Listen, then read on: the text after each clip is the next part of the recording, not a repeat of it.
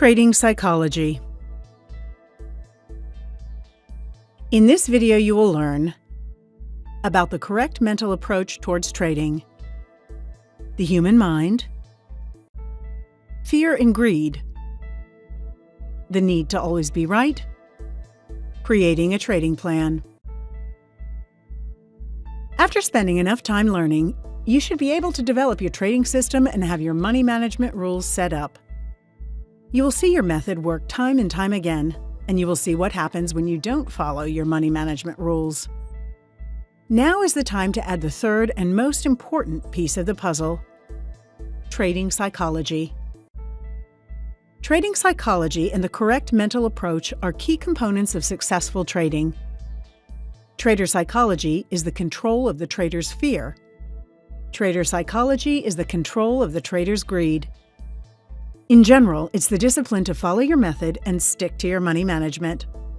Without discipline, all the best-laid plans can quickly become meaningless. It all starts with the human mind. The human mind is made up of two parts. Psychologists call it the conscious mind and the subconscious mind. Another way to describe the conscious mind is as the analytical mind, the calculator, the computer that makes rational decisions. The subconscious mind can also be described as the emotional or even crazy mind that makes irrational decisions. The two parts of the human mind are like an iceberg.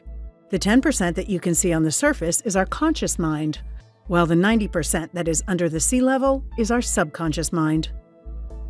Our subconscious mind is the part of the brain that stores the majority of our thoughts, feelings, and habits.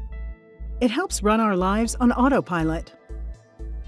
Bad habits are formed through repetition and are printed in the subconscious mind, making it extremely difficult to do what you know you should and want to do using your conscious mind. These thoughts occur on a subconscious level, where the trader does not even realize this is happening until someone else who can see it brings it to their attention. 3 of the most common bad trader habits are fear and greed.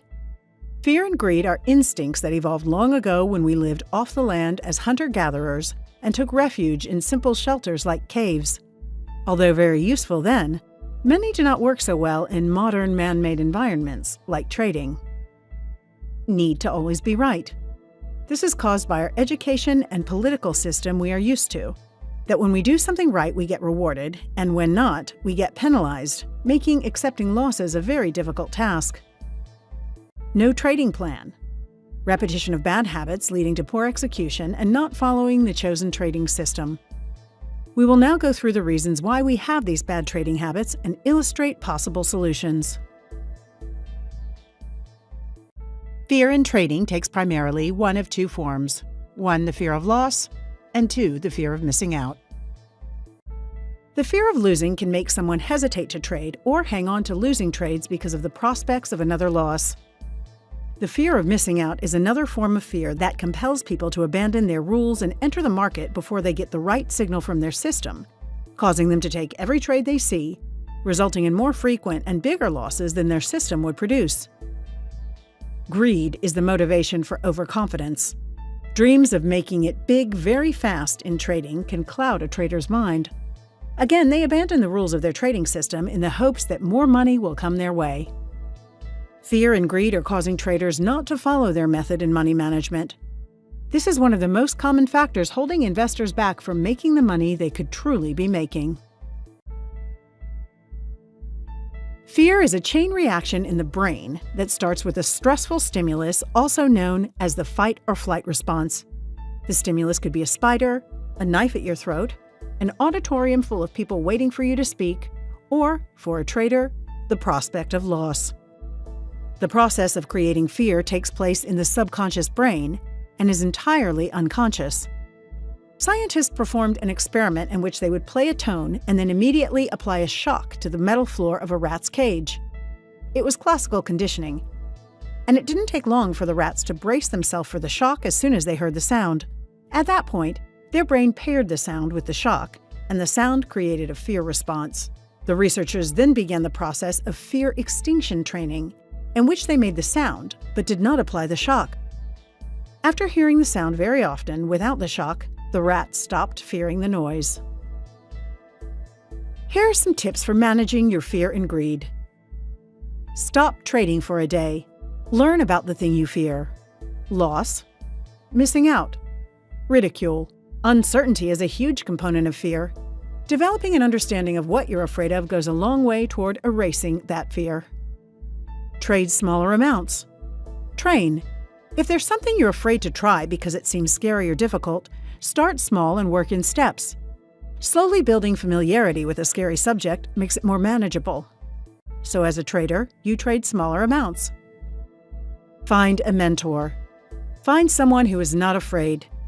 If there's something you're afraid of, find someone who is not afraid of that thing and spend time with that person.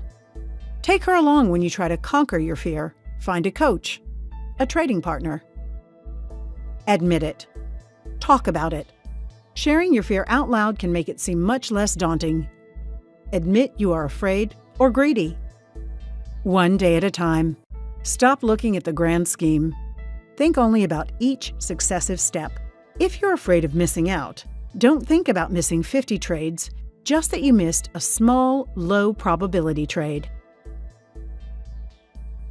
The mind is conditioned to strive to be correct in any way it can. Being wrong is considered extremely bad. For example, a trader holding onto a losing position hoping the market turns around so he doesn't realize his loss. If the market turns in the trader's direction, then the trader obviously made the right decision and the idea of being correct is reinforced. Alternatively, when a position starts running in profit, they are fast to take their profits and close the position. By closing the position in profit, they can feel they have made the correct decision. This is one of the main reasons why beginners tend to cut their profits early, but allow their losers to run. From our education system, we become accustomed to the habit of being rewarded when we do things correctly. People become conditioned to know that they are doing something right when they get the right answer, and believe that they are doing something wrong when they get the wrong answer. This long-term social conditioning creates the need to always be right, thus an inability to accept loss, as loss means you are wrong. In trading, the reward system of the market goes against this need to always be right, causing traders to fail. Loss generates powerful emotions such as fear, uncertainty, apprehension, and self-doubt. However, successful trading is not only dependent on being accurate, with most professional traders stating that they are correct less than half the time.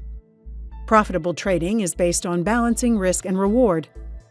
It is about allowing profits to run and closing losers early, not allowing them to get bigger. Amateurs care about being right. Professionals care about making money. Being right and being profitable are two different things when it comes to trading. They are not linked in the traditional way they are linked with other things in life. Adapting to this is one of the biggest challenges for traders. The first step in handling them is identifying the psychological barriers, and then changing our habits. We have seen many traders go from big losses and stressful days to steady profits with calm and consistency after resolving these psychological issues. With time and practice, so can you. You are in a market where you can do everything right as per your method, and you can still lose. The solution is to take a reality check. Losing is part of the game. The possibility to lose is always there.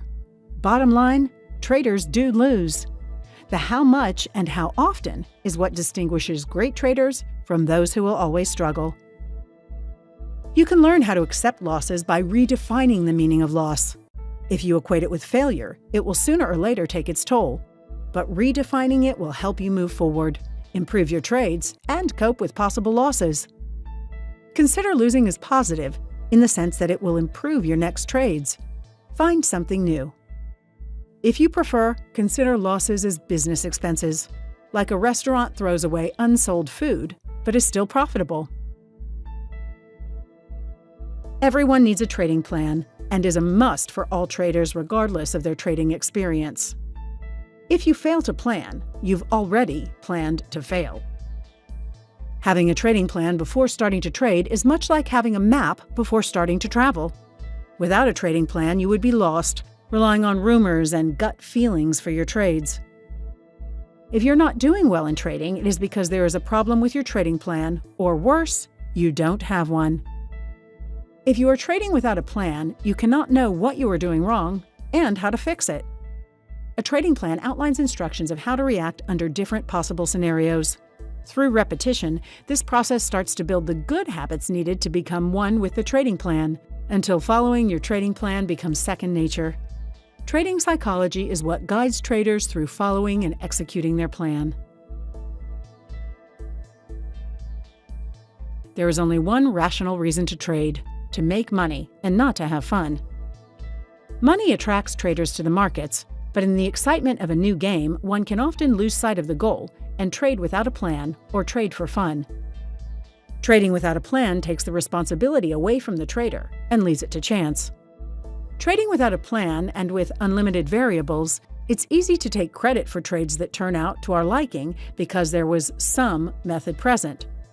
It's also very easy to avoid taking responsibility for trades that didn't turn out the way we wanted, because there's always some variable we didn't know about and therefore couldn't take into consideration beforehand. The solution is to have a trading plan and follow it. A trading plan consists of 3 parts. Entry signals. These are the conditions that need to be met in order to enter into a new trade. Exit signals. These are the reasons for closing a trade, either because a target was reached or a stop-loss hit. Money management is the amount to risk on every trade. Using trading plan is what makes all the difference, as it makes enforcing discipline so much easier. Having a trading plan and being prepared for your trades helps to keep emotional responses to trades at a minimum. In our next video, we will talk about candlestick filtering. Thank you for watching.